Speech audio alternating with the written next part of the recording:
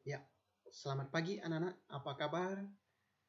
Kembali lagi kita berkumpul lagi dalam pelajaran agama Katolik untuk pelajaran doa tanda salib.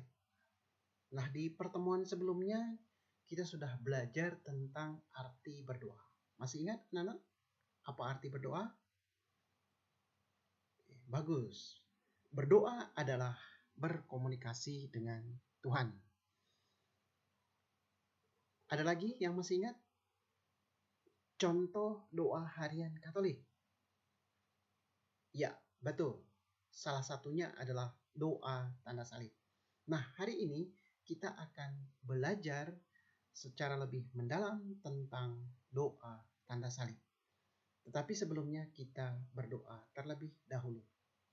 Mari anak-anak kita siapkan hati untuk berdoa. Dalam nama Bapa dan Putra dan Roh Kudus. Amin. Tuhan Yesus, Engkau rela wafat di kayu salib untuk menebus dosa-dosa kami. Ajarlah kami untuk selalu berkorban bagi sesama kami. Amin. Dalam nama Bapa dan Putra dan Roh Kudus. Amin.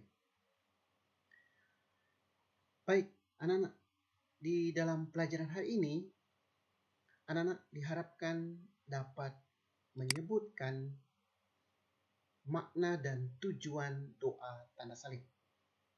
Yang kedua, menunjukkan sikap sopan, sikap santun dalam berdoa tanda salib.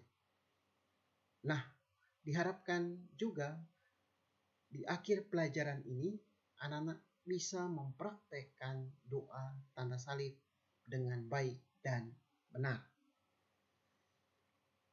Kenapa kita harus berdoa? Ya, sebagai orang beriman, doa tidak terpisahkan dari kehidupan kita. Doa mendekatkan diri kita kepada Tuhan. Doa menjadi sumber kekuatan bagi kita. Karena itu penting bagi kita sebagai orang Katolik memahami tentang doa tanda salib. Karena itu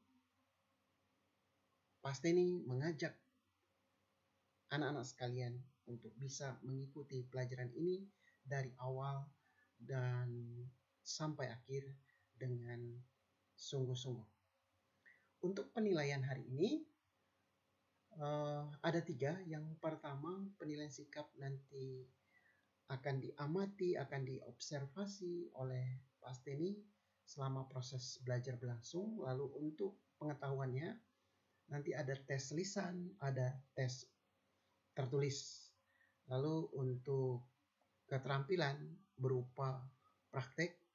Prakteknya apa? Yaitu praktek di mana anak-anak bisa mempraktekkan doa tanda salib dengan baik dan benar. Sekarang anak-anak menyimak satu video tentang kisah sengsara dan wafat Yesus di kayu salib melalui tayangan video dari YouTube. Anak-anak dipersilakan untuk menyimak video berikut.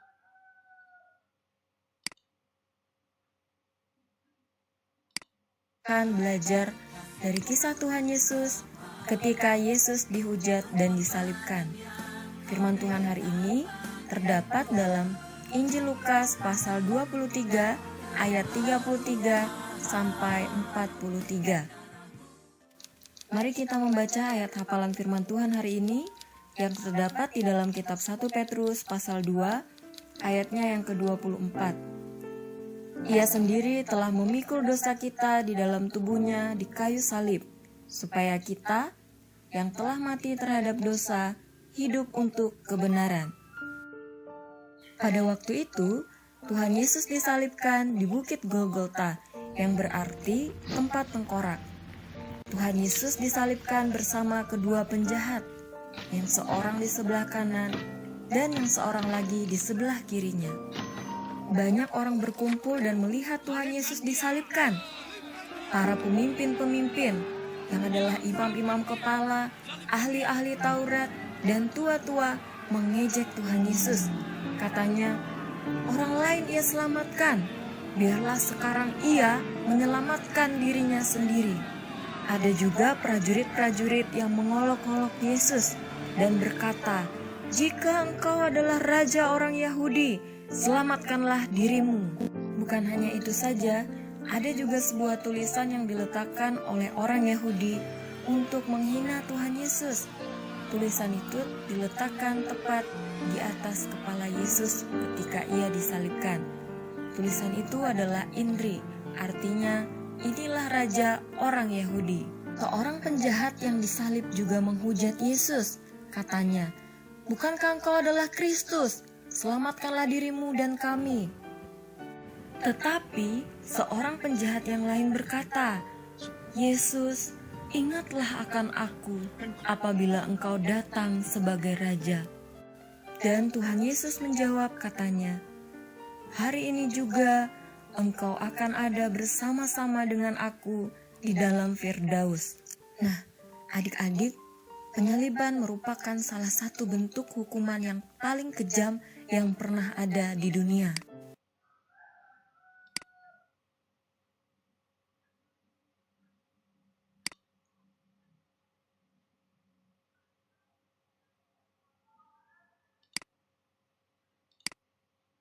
Baik anak-anak, kita dalami video YouTube tadi yang berisi kisah sengsara Tuhan Yesus.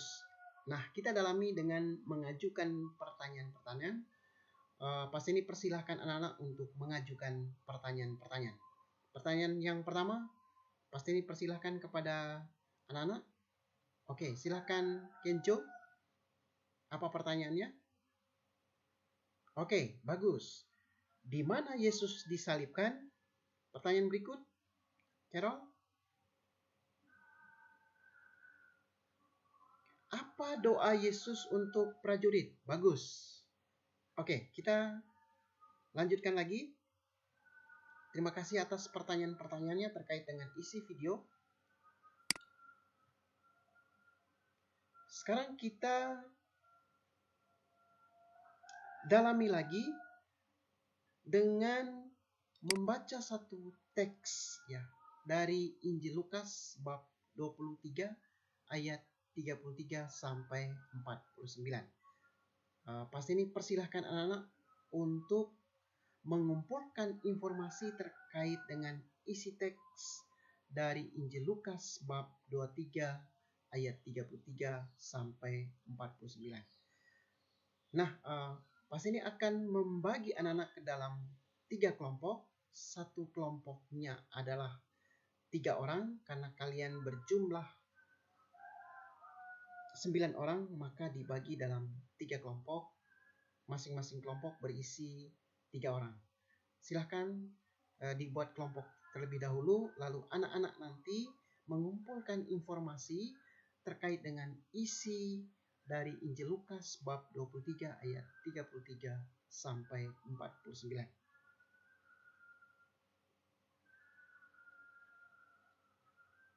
Nah, di dalam kelompok anak-anak boleh membaca dan mendalami tentang penyaliban Tuhan Yesus.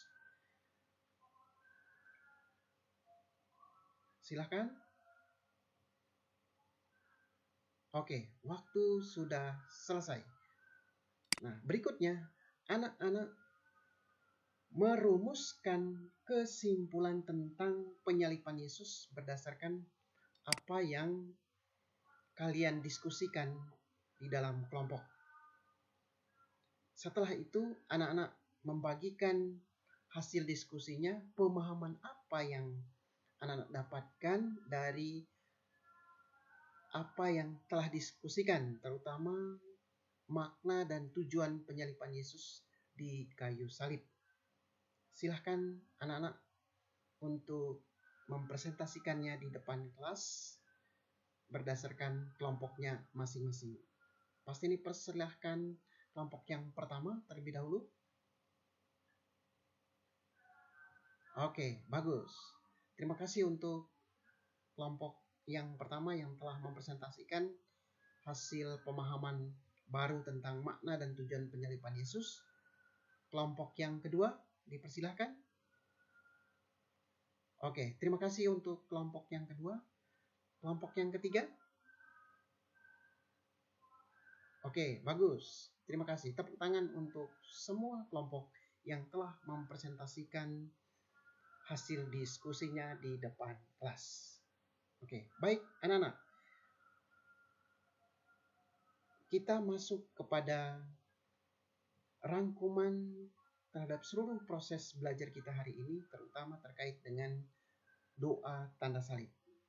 Yang pertama, bahwa demi cinta Yesus kepada manusia, ia rela wafat di salib.